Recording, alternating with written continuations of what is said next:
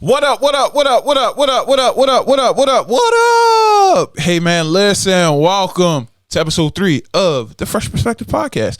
Man, I am one of the co-hosts. It's your boy Ray. And it's your boy Tuck. Hey man, today we have something very important to discuss with you all, and that is men's mental health. It's very near and dear to my heart as well as to my brother Tuck's heart. Sure.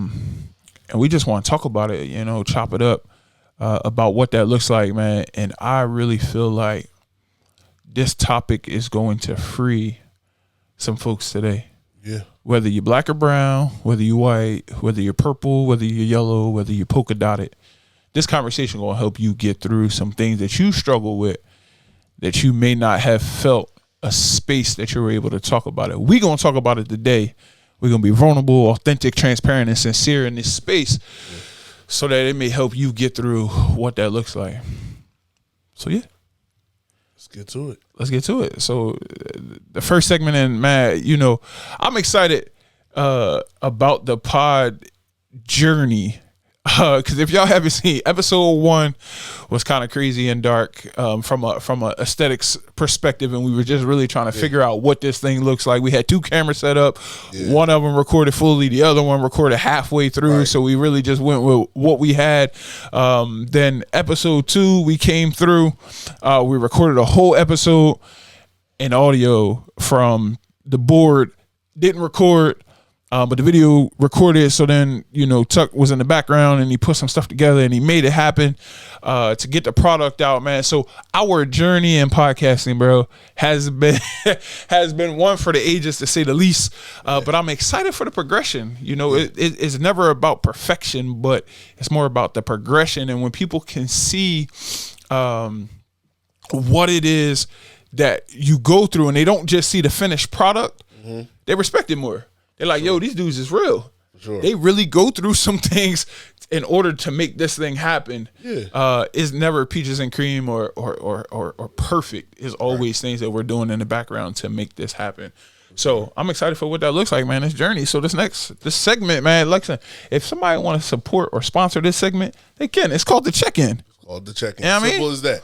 It's called the check-in. Yes, and we hope that you begin to model that with your loved ones, friends, family, whatever it may be, co-workers. Start doing check-ins before you get into business as usual, and that's what we want to do. Yeah, check-ins is important. If I could just real quick, check in with my spouse, man, is important because you never know what she goes through throughout the day or what he goes through throughout the day at work or in passing to traveling to work, or, they might have had a spot where, the Lord began to talk to them and download some things. And if you don't check in and ask them, hey, how was your day? You might miss on an opportunity that could bless you. That's true. It's really important because, again, like you say, we don't know when we leave each other to go to work, as both of us have 2 income, households. So in the morning we leave each other. We don't know what happens from that point to when we come back together. Right. Then we also don't know how they receive something we may have said or done. We may think everything was organic, all peaches and cream, like you said, or kosher, like some people like to say. But you never know how they have received what you said. So it's important to just really check in. And just see how they're doing with no agenda. Not like, I just want to make sure you're okay because I don't know. And it's just a genuine check-in just to say, hey, how are you doing? What's going on for you? What's happening for you? I think we always say what's wrong if we notice an attitude, but I think we have to get better at asking what happened. So what happened today? Oh, that's what happened? Okay, how did you process that? How did you receive that information? Because any interaction is information. Right. And so what we do with it is the happening. What's happening? So to kind of go into that, what's happening for you, my brother? Hey, I like that. What's happening? What's happening? Maybe we got a name for the segment now. Wasn't that JJ? What's happening? No, that was Rerun. Rerun. Right. What's happening? Yeah. How we know that? That's way before our time. That's the old souls in us. That might be what it is. So this segment is now called What's Happening. You see that was live on the air. Yes. Yeah, I'm talking about what's happening. That's what this section is called now. So for me, man, since the last time we recorded, A lot has actually transpired in that time. The main thing is 10 years married to my wife. We had a vow renewal. You know, we invited some folks. Some folks came, some folks didn't. It's whatever though, because it was cool. Because those who were supposed to be there were there. You know, my wife was surprised in some spaces because she didn't know she was getting a new ring for 10 years. So I went out and bought her a new ring. Okay.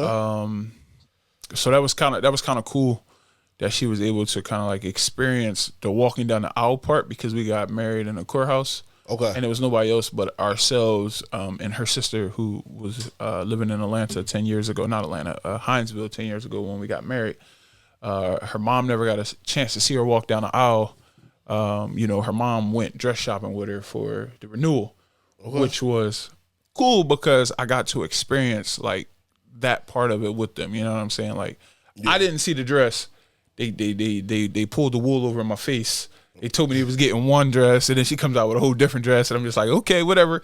But it was cool. That's good. But her mom got to experience what that looked like. Her grandmother got to experience, you know, watching, you know, my wife walk down the aisle, you know, in that space, her aunties, like that kind of thing. Yeah. Her sister, my mother got an opportunity to watch that happen because she didn't get to see it either. You know, we literally, eloped, ran off on the plug, got married. Nobody was around. So nobody really got to experience what that looked like. But it was just, it was a touching moment because I got some homies who, they more like brothers. We've been locked in 20 plus years. Yeah. And two of them who I've been locked in 20 plus years with, both showed up. And it meant a lot because I'm always the one showing up.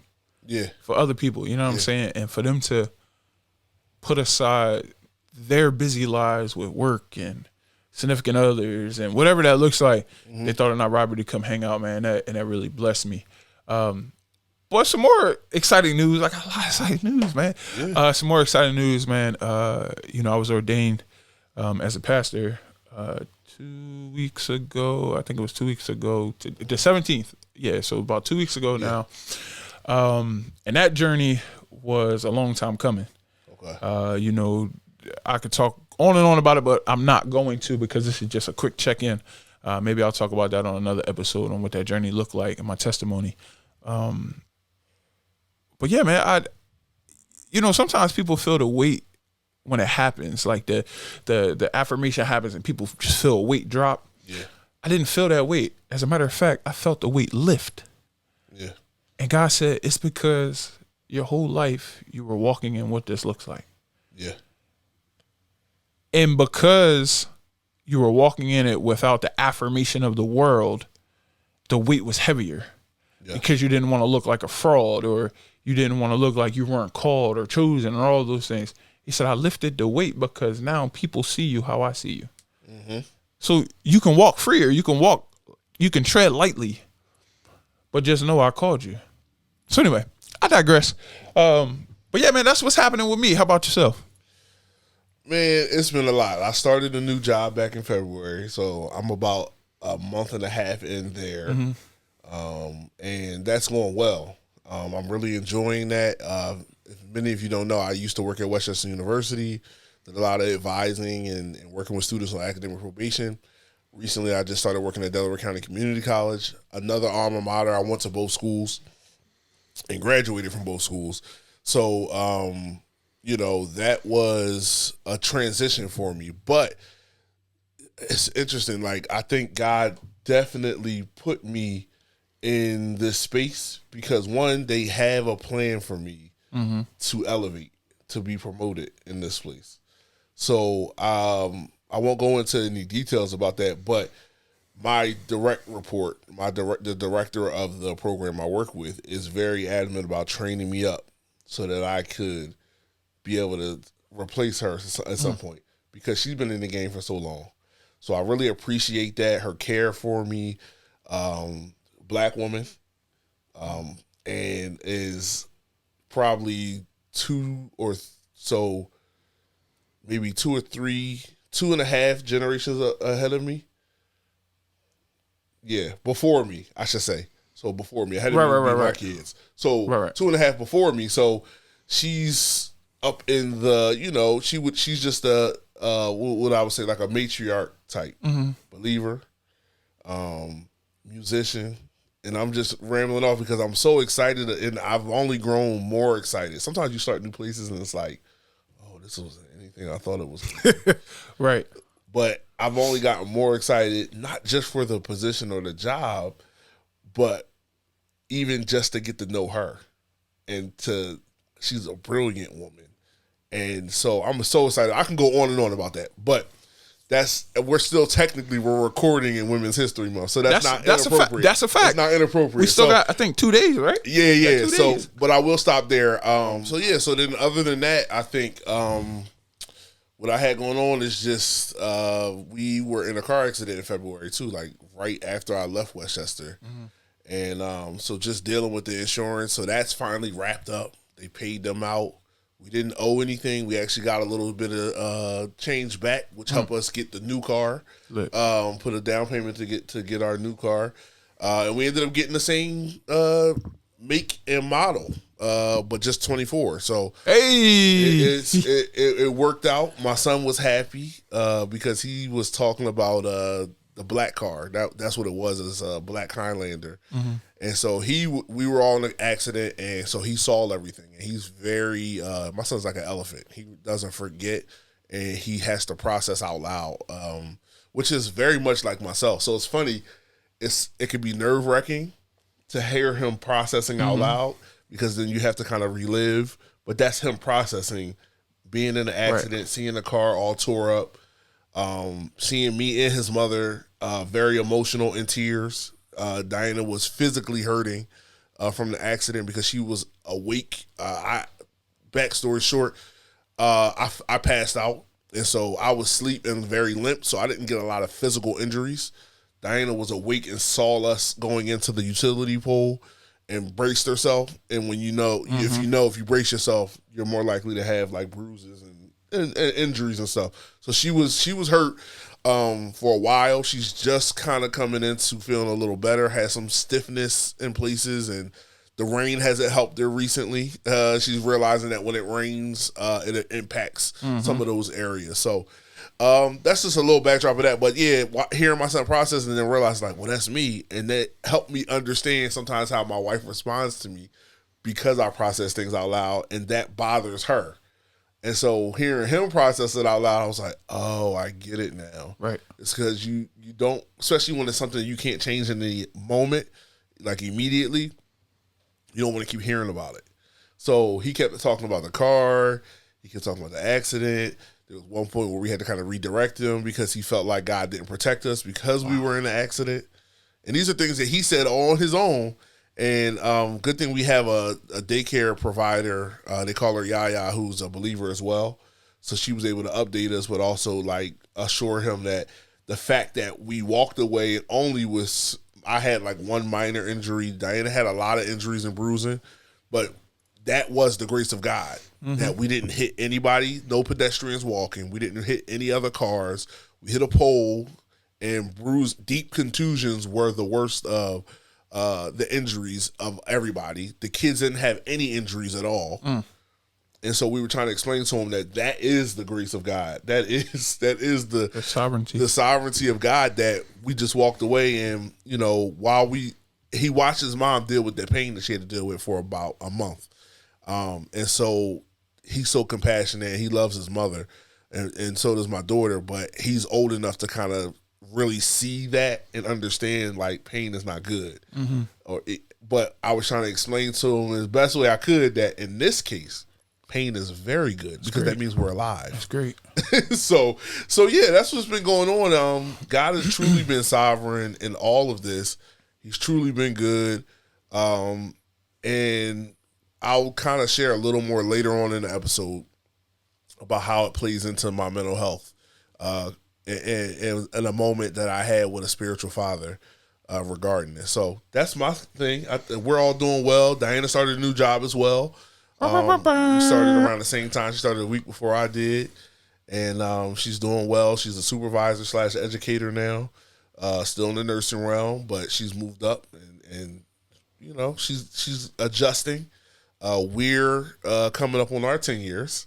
That's what it is. And we have some episodes that'll be dropping this week, starting Monday, from 2B1. So, yeah, we've been recording. I've been enjoying recording with my wife. It's like, one, if you know her or if you've seen her, she's not going to be warm and bubbly out the gate. She's from North Philly. So, out the gate, it ain't warm and bubbly because she's those are things that are mechanisms that are learned. But when you get to know her through this podcast, you're gonna be like, oh, she's serious, she's funny, she's loving, you're gonna learn all that, but you'll see. Man, but that's where I'm at, brother. Don't forget to go follow that Instagram as well, because some good content already. They ain't even released yet. They just got the clips out, man. Thank you, brother. They just got the clips. I was like, ooh, that's exciting.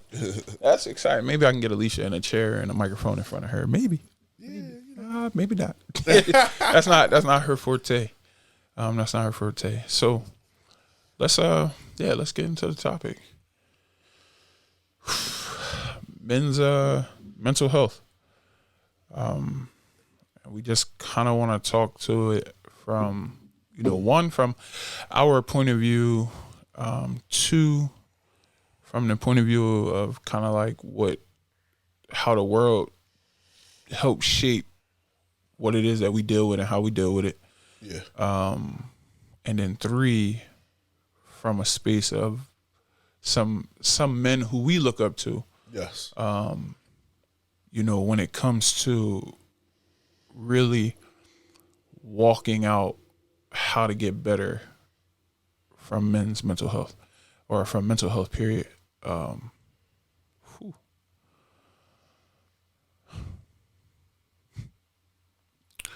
Yeah, that's gonna be one, bro. Yeah. That's real. I am I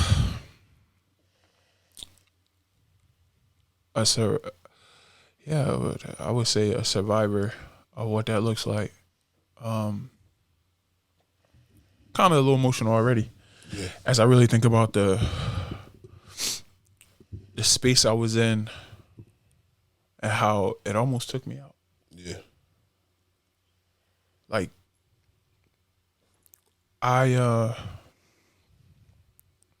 being, we're gonna get through this one. I ain't gonna cry.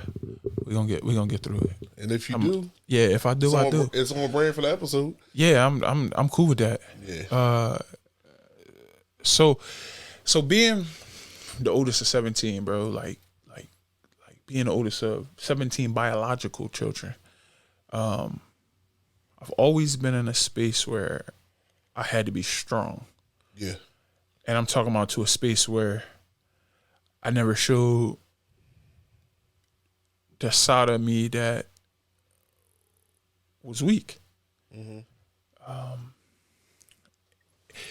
And I always had an innate ability to be able to compartmentalize whatever it is that I was dealing with, whether it be depression, anxiety, stress, fear, any of those things. I could really press it so deep inside of me to the darkest place in my mind and leave it there. And in 2022, when I left what was comfortable to something that I thought was my promise, I got to a space where I was in functional depression. And I was able to smile. I was able to still be present somewhat for my family and friends, for the position that I was in at the time. But when I got to spaces where I was alone, I began to weep because I didn't understand why I was hearing voices, why I felt so weak in spaces where I should have felt strong. Yeah. I wasn't able to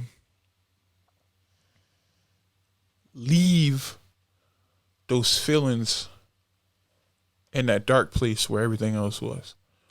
As a matter of fact, I got to that dark place where I would put those thoughts, those feelings, all of those things. I got to that space, and I remember being there vividly. And I could hear people's voices around me, and I was screaming out, "Help me, help me." And nobody responded. Mm-hmm. And for the first time, I felt my weakest. And I kept it bottled up. Yeah. Like I didn't hit none of my homies up. I didn't hit, those were people around me were asking, "Yo, bro, you good?" I'm like, "Yeah, I'm straight." Knowing deep down inside I wasn't, because I didn't understand that being vulnerable in this space will ultimately allow for somebody else who has already dealt with what it is that I was going through to help me out of it. Right. And that was the enemy. Isolation is from the enemy telling you that, your tribe is not there, and your tribe could be anybody. It could be, your homies. It could be your family. It could be your ministry. It could be, those who you dwell with, doing life with. That's what we like to say. Yeah. I like those who I'm doing life with. I didn't even reach out to. My pastor, I didn't reach out to and say, "Yo, this is what I'm dealing with."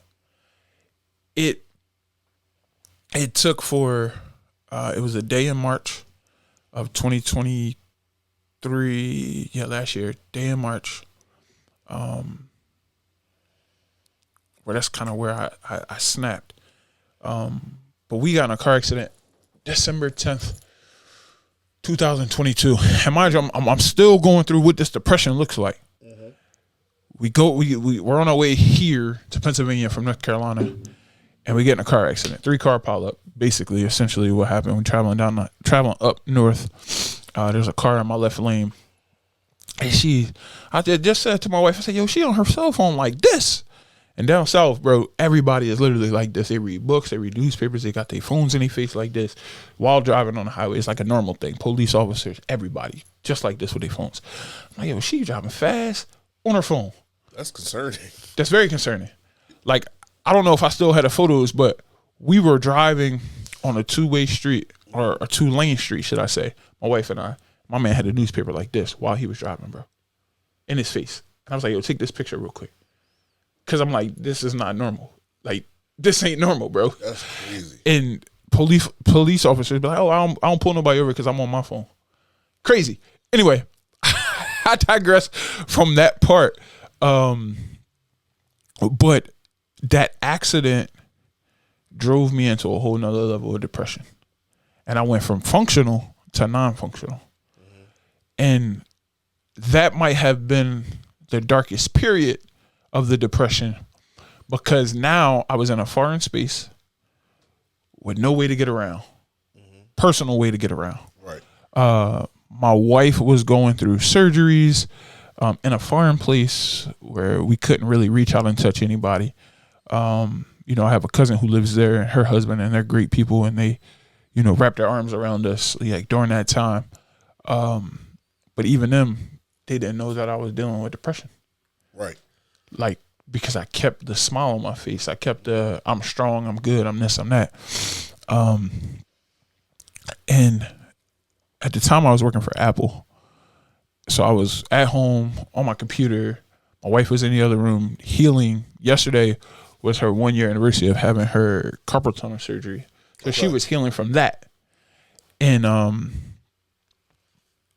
I had to take care of her while fighting what I was fighting. Making sure the crib was straight, making sure I was still doing not only my job for Apple, but my job with the basketball team, like still trying to function through what all that is. And the season was in full swing at this point. And there was a lot of other things going on in that moment that I was like, "Yo, I got to be strong for everybody else while I'm still suffering." And I got to a space, it was in April, because she had just got elbow surgery. She had 2 surgeries in 6 months. Carpal tunnel, and then she had elbow surgery. So my wife's in bed most of the first beginning of the quarter of the year. And I'm still suffering through what this looks like. I got to a space because I don't want to be on this joint too long. I got to a space where one day on my break at Apple, 15 minutes turned into 30 minutes. I'm in my bedroom. My wife's in the bed. Mind you, she's heavily medicated in the bed. And I'm pacing from the wall where our closet was to our window. And I'm going back and forth, back and forth, back and forth, back and forth, back and forth. And everything that's in my head, I was finally able to get it out. My wife was concerned. She's like, you need to calm down. You need to breathe. Calm down. You need to breathe. She kept saying it. I didn't hear it. I finally, let it out. I cried. I go back to work. A couple minutes later, my apostle calling me. He's like, yo, what's going on? He didn't attack me. He talked me through it. We prayed it, and I was able to release it. And then a couple days later, and this is where the plane lands. A couple days later, I'm talking to a sister in Christ, and she gives me the language to what I was dealing with. You can't overcome something that you don't know what it is that you're dealing with. She said, bro, you were dealing with functional depression. Yeah. And I said, wow, that saved me because I didn't understand what it is that I was going through. Right. So the message through everything that I just spoke about is you have to put language to what it is that you're dealing with in order to be able to really overcome what that thing looks like. Yeah, for sure. I agree. And I think that kind of takes the veil, the mystique off of what psychology is, what mental health is. That's a good way to start this conversation because I think a lot of times people hear that we go back in the day and people got written off as crazy. Mm-hmm. Oh, they're just crazy. So-and-so, he crazy. He always been 10 cents short of a dime. They all, little sayings like that. I'm an old soul. So I that's the stuff that I say that I'm like, that's from like my parents' generation, Right. But that's how they talked about mental health because they didn't have any knowledge. They didn't have any information about that outside of the behaviors. Mm-hmm. So a lot of times when people call people crazy, it's because of the behavior. But nobody ever goes behind the curtain to say, what is informing this behavior? Our behavior is just the result of data. That's literally what our behavior is. And a lot of people, I think, they understand what therapists are for, to kind of talk about that. And so we can talk about that a little more, but let's get to the point where we talk about, I love, you set it up perfectly because I want to talk about where we learn, not just you, because I'm the same way. Right. Where do we learn that from? Where do we get that from? And some of you may feel like what I might say is a little dishonoring to my late great father, and it's not. He was a classic, traditional, Black American man. No time for tears, no time for emotions, because I got to make it happen. And he's had to make it happen since he was a kid. Mm-hmm. Any of you who watched this, who went to school with him back in the day, so my old heads, the OGs, Township, both sides, Sharon Hill, whatever, y'all went to school together, or just were around and growing up, coming of age at the same time. Some of y'all know my dad and his family were poor. They didn't have anything. My grandfather was blind. My grandmother struggled with mental illness. They were, in many ways, sometimes, and this is straight from my father. So anybody who has an issue with it, tough, because these are conversations I had with my dad. Tough. I'm not making stuff up off the top of my head. He told me this. When he was 12, he became at least man of the house 1B because my grandfather was blind, grandmother struggled with mental illness, and what happened was he had to step up and take care of his brothers. There was no way around it. He took that role and he took it serious, but as a 12-year-old, having to do things that adults would typically be responsible for, but being in a position where the adults may not be able to do it, he had to stop being a kid. He had to stop engaging his emotions, because if he goes down, it all goes down. Again, disclaimer, these are conversations I had with my dad. I'm not going to go into any more detail, but I'm sure somebody from my family is also going to see this and feel like I'm telling a wrong story.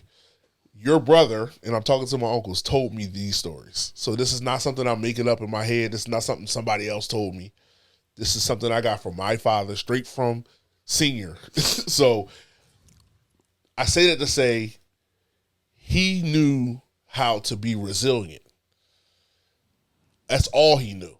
And to be resilient 100% of the time is to disengage from your emotions. Right. Because you can't engage in emotions if you're going to be resilient. And so to do it in spurts is okay because, okay, I gotta get through. I can't let my emotions affect.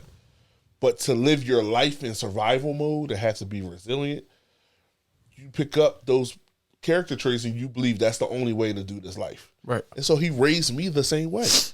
When I was around 8 years old, I was a very emotional kid. And he coached me and my brother as kids, and even in high school, he got to coach us. That was the first time I heard "Stop all that crying," with no conversation or explanation behind it. It was just stop all that crying, and it was a look of disappointment that I was doing that, which many of our men from our generation can attest to the same from the men of that generation, because that's how they were raised. Mm-hmm. They were raised the same way. You got to be tough. You're a man. Stop all that crying. Get out your feelings. Everything but process what you're feeling. Gain an understanding. Identify your feelings. Right. So that you can take that information, because all feelings are and all emotions are is information. I'm not sitting here saying you should make decisions off of your emotions, because that's not what I'm saying. I think you do have to have discipline, emotional discipline. But that comes with engaging your emotions, not disengaging from them, and processing. So I say all that to say the generation before us, because of the generation before them, it's been passed down. Absolutely. So as men, to be a real man, to be an alpha, that's a big conversation. Everybody want to be an alpha. One, there ain't that many alphas out here in the world, because that's just not how it works. We can go to the animal kingdom. There can't be more than one alpha in the space. That's a fact. So you're not going to always be alpha. And as humans, there's times where you are alpha, meaning you are the leader in a group. And there's times where you're not. There's somebody else who is at the front and is, the one driving the initiative and all that kind of stuff. And you get in and you help and you make that come true because you believe in what's going on. But to my point, I'm saying to be masculine, true masculine, as far as what the world says and what the men before have told us, is that you provide and you protect. And in those two places, there's no space for emotions. Right. Because emotions will get in the way of those two things. That's what we were taught. So if that's kind of my start as far as where I got a lot of this. We could talk about entertainment, music, movies, athletics, all these spaces where we're taught to overly control our emotions so that we can be seen as elites. Right. So right. Huh. So strange, not strange, but ironic how we talked about before we turned the cameras on how we would love to be in a space where we can agree to disagree. Yeah. And we in this space right now. Okay. We about to talk about it. So I believe the animal kingdom, like I believe in all that kind of stuff. And how you were talking about, like, there can only be one alpha. Mm-hmm. I would say yes and no, right? Yeah. So yes, naturally, because that's how the world or society is set up, right? Yeah. But I would say no, because I believe that in every space that I'm in, I have an opportunity to be alpha, right? So let's take this setting for example, right? So this setting, you and I, we're both naturally leaders, right? We're both naturally the alpha male wherever we are, right? However, this is where it goes, right? So let's take our hands, right? So in these spaces, right? These spaces are our weaknesses, right? Yeah. This is Ray and this is Tuck, right? these spaces is our strengths. These fingers is our strengths, right? When we put the two together, Right. you know what I'm saying? We lock it. So where I'm strong and you weak, I pick up. Yeah. Where I'm weak and you strong, you pick up. Right. So there's opportunities where alpha has to be alpha when the other alpha can't be alpha right now. Does that make sense? No, yeah. So for me, I'm not discounting the alpha mentality. I'm just trying to add another perspective to it because Yeah. I really believe where especially in this space here, where I'm weak, you're strong, and we interlock. But there are times where alphas bump heads, and the strengths of each other. If you look at my hands, the strength of one another, yeah, I mean, it just makes it sway. Yeah. But when we can get to a place of submission, that's another word that men don't like. When we could get to a place of submission, then it becomes, all right, bro, I got your weakness. I'm going to pick you up where you weak. Yeah. And you going to do the same for me. You got my 6. You going to do the same for me. Yeah. Yeah. But we have to be okay with understanding that it is all right to be in a space of submission. Or let me make it a little clearer. We can be in a space of following, because in order to be a great leader, you have to first learn how to what? Follow. You know what I'm saying? And it is okay as a man to follow another man as long as, let me clear that up, as long as they're living according to how they're supposed to live. Yeah. I ain't about to follow you in the dark with a blindfold on if you out here cheating on your wife. Right. You know what I'm saying? Like, I'm just not about to do that. If you out here not being a good steward over your money, if you out here, doing things that are not acceptable to your own morale. I'm not talking about the morale of what the world says, right, or the morals of what the world says, the ethics of what the world says. But if you come to me and you say, bro, I already know what your ethics are, bro. I know what your vision is. I know what your mission is for your life, right? But if you come to me and say, this is what it is, but you're living contrary to what that thing looks like, right, you are completely discredited in my eyes. Yeah. So I digress, but go ahead. So I really don't think we disagree as much as on that as we do. So like to your point, I just think, you know how they say too many chiefs, not enough Indians. Now, right, that may not be politically correct. Right. Right. I'm using that as an example of too many leaders at the same time. So like, if we're going to have multiple leaders, it's for what you said, in areas that the other is weak, the other person can step in and fill that gap, can bridge the gap between. So like, some people are visionary, but not administrative. And some people are very administrative, but not very visionary. And you need the two people to come together. I wouldn't expect the visionary leader to necessarily lead the administrative aspects of that vision, because that's not their strong point. They need somebody who's very strong. So that's how I see it too, is where those gaps are bridged or filled, or caulk and spackled. I like that. You know, where we see those happening is where like there's going to be somebody clearly. So like, that visionary leader is not going to interfere with the administrative leader, because they're going to be like, that's not my strong point. I'm gonna learn and glean information from you in that area so that I know what's going on, but I'm not gonna interfere with you leading in that area. Then the administrative leader's like, I'm not a big picture person. I'm about the details and how we get to the big picture, but I don't like to focus on the big picture, right? I like to be able to map out the steps, to plug in the people that need to be plugged in where they gotta go. I like to be able to do that. I'm not going to interfere with you casting vision and things and motivating people, because your visionary leaders are the ones that are typically great at motivating people to join the journey towards that vision. And your administrative leaders tend to be people who might rub people the wrong way, because they're very purpose driven. And we got this thing we got to do. We got these steps we got to take, and we got to get there. And the visionary leaders are able to come in and say yes, and be able to say, but I'm going to present it this way, so that people are motivated to do it with us, as opposed to feeling like they're being forced into something, or pushed into something, or told, what to do, and how to be and all that. They're going to feel like I know how to share my vision in a way that this is very like this can be grasped by multiple people, and it feels like it's theirs because it is. Ultimately, when you have a vision for a people, you want them to grasp onto it. You want them to resonate with it so that they know it's theirs and they take it and they run with it. Because you only could go as far as everybody else goes when you have like a vision for a people. Right. You can't just be like, yeah, we going here. But anyway, to kind of segue back into the mental health aspect of it, yeah, the men that I saw before me, like my pop and his generation, mental health stuff, and it's interesting. I know some of them, there's two groups of men. So we have, like, from what I learned from them, and I can kind of close this out and we can move into like more so like your entertainment stuff we've seen, right. different examples and stuff. But you didn't do therapy.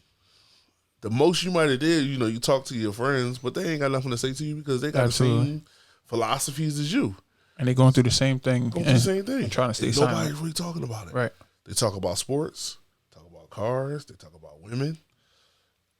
Whether they're married or single. Yeah, back then though, drugs was big back then as well though. Yeah, yeah.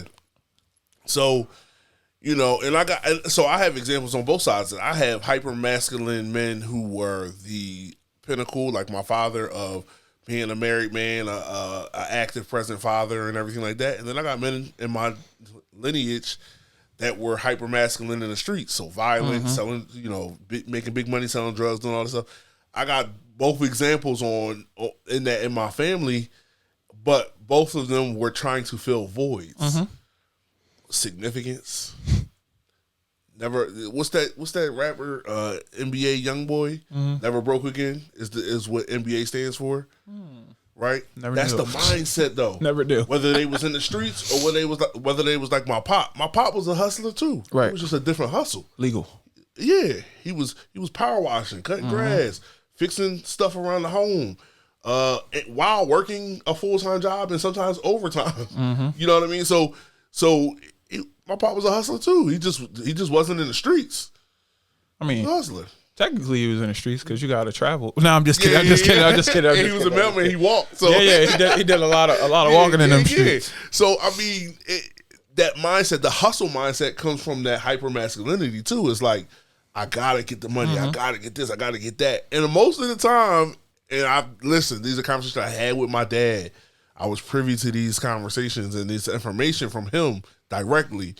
Most of the time, and this is the thing, this is me reading between the lines. Him never saying this, because no man's gonna say, I did this so that I can look good in front of whatever. It's the things he said that made me understand. Oh, this was the thing of like how you were being viewed, how other people viewed you. So you wanted to make sure the reason why we live where we live is because when he grew up, he was poor, and people made fun of him and how his house was dilapidated, and things like that. And so, these are things that I just, like I said, talking to him, people in his own community made fun of him and his family because of this and because of the episodes my grandmother would have and things like that. They made fun of him and his family. So he decided to stay in the community, get married, have me and my brother there, and show everybody, look how well I'm doing. Look how well I'm doing. I built a house here. Ain't nothing wrong with my house. House is good. It ain't like it was. Look, it's that mindset of like, look how the tables turn. Right. Look at me now. But enough is never enough. So you can do all those things and do well like my dad did as a father. He was a wonderful father. So nothing I said that might feel disparaging is disparaging because I love my father and I miss my father to this day. He was a wonderful father and shaping up to be a wonderful grandfather. So there's a lot that I'm going to miss. I'm not going to get to see him with my kids as they grow older and they're, hanging with grandpa and they're in high school and I'm like, where are you at? And they over his house. They over at the house with Pop and Gigi, because that's where they like to hang at. You know what I mean? I'm not going to get that. And so nothing I'm saying that may feel negative is really an indictment on him, because he was a wonderful father, active. As much as he hustled, he was at everything that we did. He coached most of my life. There was only like a small window of time where he didn't coach me. That was when I played at Derby Township. He sent me down there, get a little chip on my shoulder, because we lived on the other side of Derby Township, a little softer. You know, most of the kids play baseball that side. Right. He had to send me to the other side. I played like 1 year summer league, but after that I started playing Sunny Hill, which is even a little more rough because I'm in the city, all over North Philly and everything like that. So, but yeah, he did the things he did because he didn't want me to be soft, and that kind of puts us right into the emotional talk. That is the biggest thing that we're told. Right. As soon as we get out of that toddler phase, suck it up, stop all that crying. Once you get to about first grade, it's over for all that. Super. It's over. I don't want to hear that. And that's mostly when all the hugs and stuff stop. Now, my father still hugged me till I was probably in middle school. Then the hugs became few and far. Not because he didn't love me, but that just wasn't. I started to look like a man, Right? And my dad didn't hug men. You know what I mean? That's just what he didn't do. But I say that to say that's about that time when it started. I told you I was about 8 when I first heard the line, "Stop all that crying." Not only that, he yanked me out of the game and sat me at the end of the bench. So what was the message that I received? Right. Men don't cry. Suck Men it up, don't, buttercup. Men don't feel that way. It's embarrassing. That's what I learned. That's the information I got. That's real. So yeah, that's the thing. And so that's the kind of talk to the information received about emotions, about mental health, because emotions are a part of your mental health. You know what I mean? Or the lack of engagement on your emotions are definitely a part of your mental health. So that's the information that I received. What about you? It's very similar. Very, very similar. And it actually caused, I'm very mild in my temperaments, and I would call myself calm. I would like to say that I'm a calm guy. Yes. I'm not very hype. I don't really like to get involved in too much. I'm just calm. So growing up, I had very similar spaces, and a lot of my friends had those same spaces where it was like, yo, shut up, pucker up, buttercup. Basically, essentially, now that's kind of like what my terminology was or is for that time. But what that created, and it didn't really create it in me as much as the people who were around me, but it created ticking time bombs, especially in our communities. Yeah. And okay, Ray, what do you mean by ticking time bomb? All right, I'll tell you real quick. I'll let you know.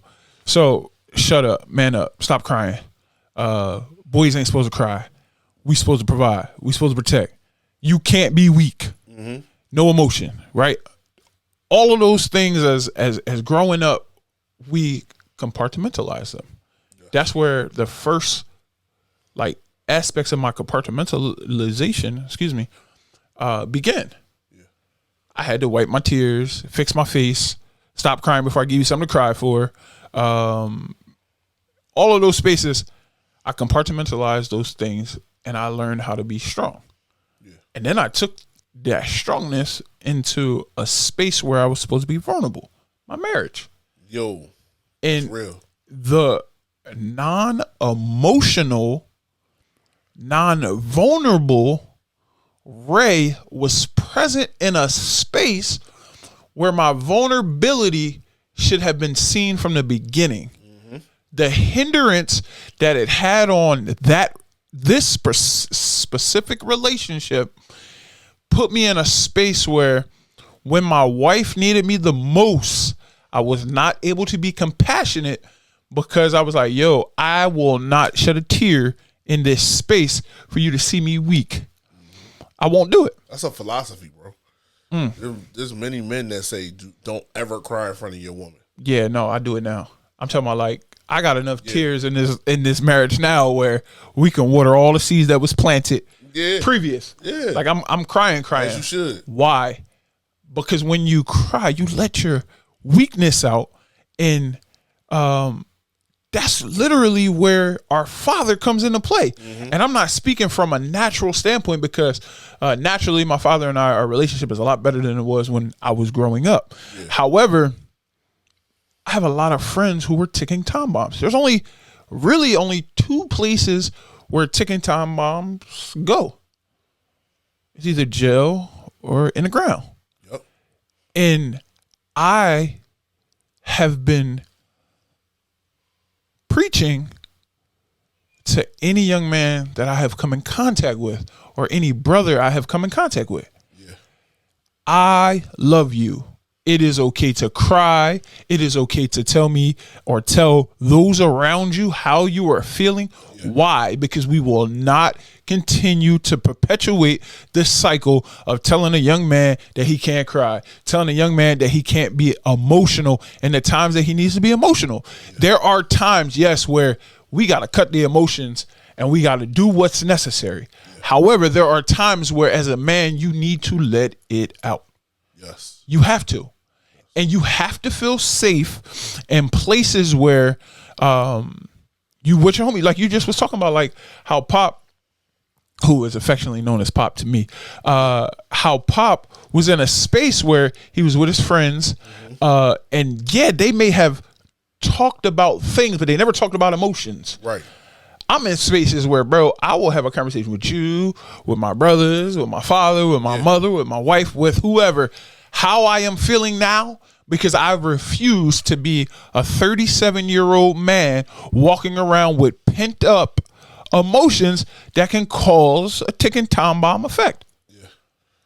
And I think to kind of add to that is there's a space of where we're not taught how to bear our own. We're taught to suppress our emotional labor.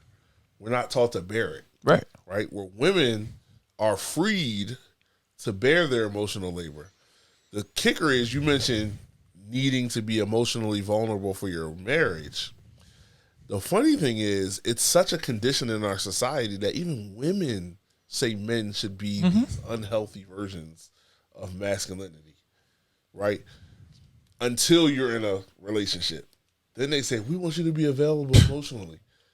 But it's not their fault. This is the conditioning from our society, that they say this is what I'm not attracted to a man who's too deeply emotional. I'm not attracted. In reality, women aren't attracted to Drake based on his music. So if Drake didn't make hundreds of millions of dollars, he was just a regular dude like me and you. I'm not regular, Tuck. I'm just being real. I'm just messing with you. I'm just messing with you. Right. I don't think you're regular either. But I'm saying if he was regular, working with people every day, but acted the same way as he presents in his music, overly emotional, always calling out different women for the hurts and pains and all that kind of stuff, no woman would be attracted to him. That's the conversation that I see being had. No one would be attracted to him. Now, fast forward, what is the alternative to a Drake? Musically, let's say the alternative to a Drake might be a Future, or that might be a good one. A Future, or even like another gangster rap, like T.I., like 50 or something like that. Like the alternative to that could be like that, and they would be more attracted to him on the onset. So let's just say a 50 or let's just say Future, more attracted to him because he's distant. He ain't really talking about his emotions. He probably gonna cheat on you. Like, I'm just naming some things.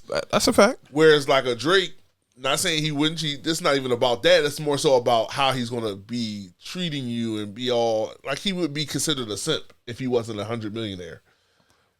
What is a simp? Because I hear the term, but I never knew what it was. So a simp is like a dude. I'm pretty sure it's short for simple. But it's simple for a woman, basically. So basically, anyone who is seen to be pandering to women for the opportunity or perceived opportunity to have time with them in any kind of way, shape, or form. So is it? And I just want to understand. Yeah. So is it like putting a woman on a pedestal just so that you can get something? Is it? Yes. Okay. with no like. So the idea right now is that women don't like accountability. Right. That's the large, vast idea out there. I don't subscribe to that, but that's what the conversation is happening between men and women. Men say women don't like accountability, and that's kind of the conversation. So what happens is simps are the dudes who don't hold women accountable. Gotcha. Okay, I got you. They just let them do whatever they want. So basically, like if this person married a woman, that woman will run all over them. That's the thought about this type of person. So basically, well, for what I see, sometimes they call men simps who just respect women. Which because is weird. Society says that we're supposed to be the ones who are supposed to get the respect and not give the respect. Right. All right. I'm not going down that rabbit hole today, though. No, not today. That ain't going to be the rabbit hole today. My whole point is, though, our society is so conditioned about what men should and shouldn't be. Right. Right. It's very narrow. It's very provide, protect, punish. Mm-hmm. That's what I came up with in my kind of preparation. Protect, punish. The 3 so Ps. you provide finances and anything that comes with that. So home, car, shopping, anything that comes under that provisional financial piece. Then you protect all those things plus your family to the utmost. So you got to present strong. Right. And then you punish anyone who crosses you in those areas. Whew. Jesus. That punish part, bro. I thought that real. was no, it is, but I thought that was more like you punish like your children, but that's different. That's in it too, but punish can kind of cover all of that. It's like if you cross me if you challenge my manhood, I got to punish you. That's what being a man is. The 3 Ps. I don't care what it is. I remember being in high school and one of my balls, we were talking and I said, well, I'm not going to always just like react to something. Like somebody do something, I'm not going to just react. Because one, I got to assess the situation. I got to figure out what I stand to lose. I got more on the table. Like I realized like I got so much on the table. This is another thing. My dad did teach me these things, self-control. So that person looked at me and said, Tuck, you think too much. Sometimes you just got to haul off with somebody. And I'm like, yeah, but it's just words. Like, why am I letting words take me there? But I had to realize, like, I grew up with my pop in the crib. Like, he taught me self-control to a fault because he taught me self-control in every area. So I super suppressed my emotions. I became I didn't even like to be, and I'm a jovial person, but I didn't even like to show that too much. The joy, the excitement. Because I was like, that's just not what men do. And I'm less than a man if I'm doing that. If I'm overly excited about something. And we learned it in high school. Right. What they used to say, you Joe, look at you, Joe. Hey, Joe.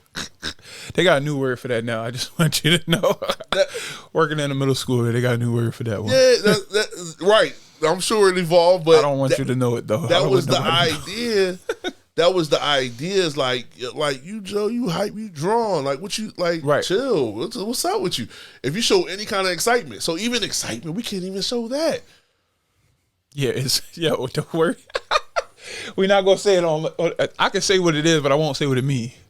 So I probably know what it is too. But So what I will say is, it's not just about like, oh, we can't cry or anything. We can't even show joy. Yeah. Like if you win something, if you earn something, you gotta act like you've been there before. Okay, so that part of it, right? So I was coaching summer league this year, and my nephews. I'm kind of hard on my nephews because of the conditions of my life or whatever. Yeah. But that just freed me what you just said about the joy part of it because at the end of the summer league, everybody got a trophy. I don't really believe in that. I don't believe in participation awards. That's just not my thing. Like I'm not one to say just because you participated, you deserve an award. If you won the championship, of course, get that reward. You know what I'm saying? Like I was a guy. Contrary to God, though, right? Absolutely. I got rewarded for something. Absolutely. Listen, we just got rewarded right before this joint started. No, that's a fact. That's a fact. No, that's definitely a fact. Yeah. But that's why I said it freed me just now. Like literally, it just freed me, right? Because, because joy is a fruit of the spirit. Mm-hmm. I would say to him, like he'd be like, "Oh, I had a great game. I did. I had 8 points, 4 steals, 3 blocks," and then I'm like, "But did we win?" And as a coach, because again, I'm human just like everybody else. Right. So I do have faults. The difference is I'm transparent about my faults. A lot of people not. A lot of people going to show you the finished product, but I'm going to let you see the process. Yeah. Because the process is where you going to get more out of than you will for the promise. As a matter of fact, if you see me all put together, you're not going to respect it as much as if you see my journey on the way there. Right. Because if I show up polished, you're like, oh, overnight success. This dude's a plant. He got lucky. You know what I'm saying? But if you see my journey, you're like, oh no, he worked for that. Right. So I'm freed by the man. I could probably teach on that one, but I'm freed by the joy that we're supposed to display that I was suppressing. Even for my, I got to go back and apologize to them. Yeah. Today, like it happens today. For sure.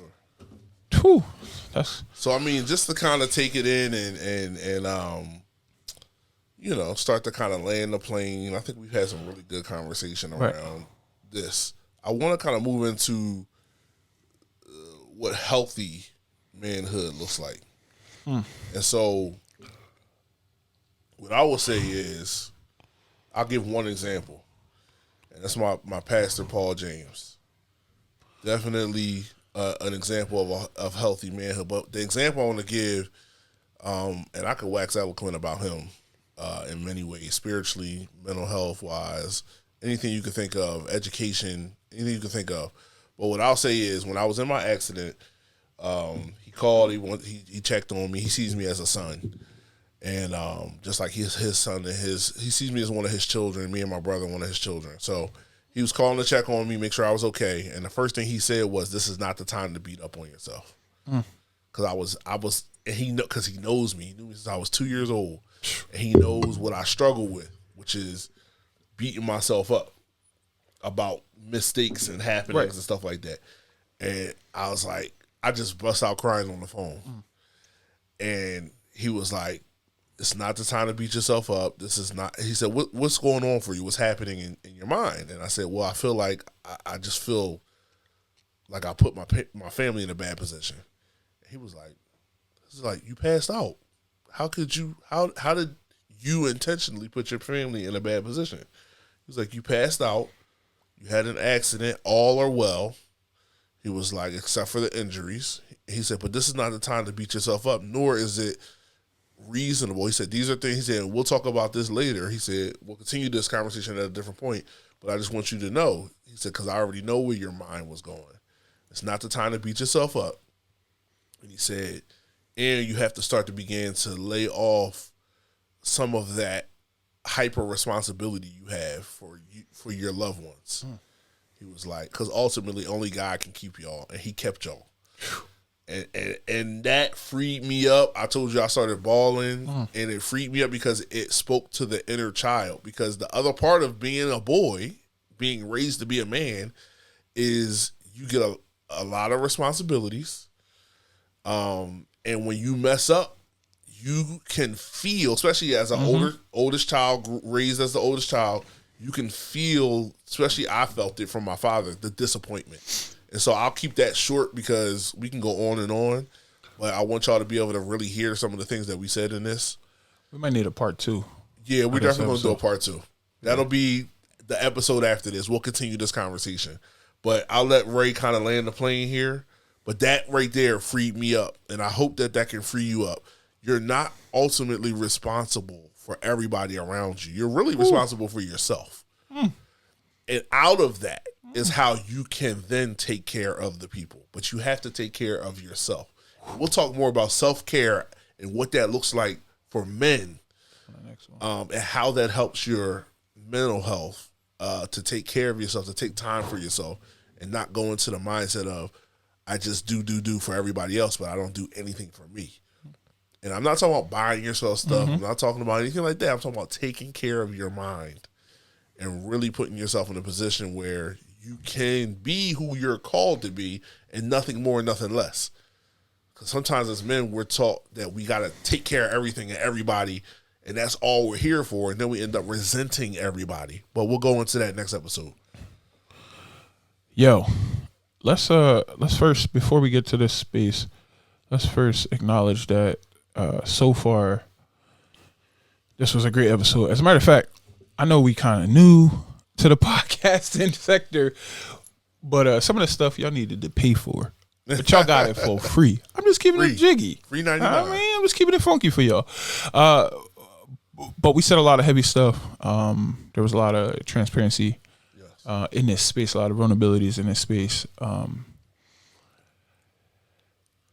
I kind of just want to encourage some folks, some men who are saying, you know, Ray, Tuck, I get what y'all saying, but how do I overcome what that looks like? So I got seven steps. You know, I'm just gonna briefly, you know, tell you each step, and then we'll put, you know, in the show notes on YouTube. Go follow us on YouTube at the Fresh Perspective Podcast, and we'll put in the show notes what that looks like.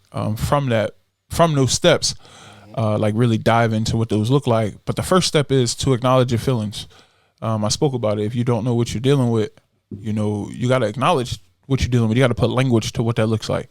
The second thing, which is contrary, and it's really starting to become relevant in our community, is seeking professional help. Go talk to somebody, whether it be, you know, a counselor or a therapist or a pastor or a brother or a sister or whatever that looks like. Go talk to somebody.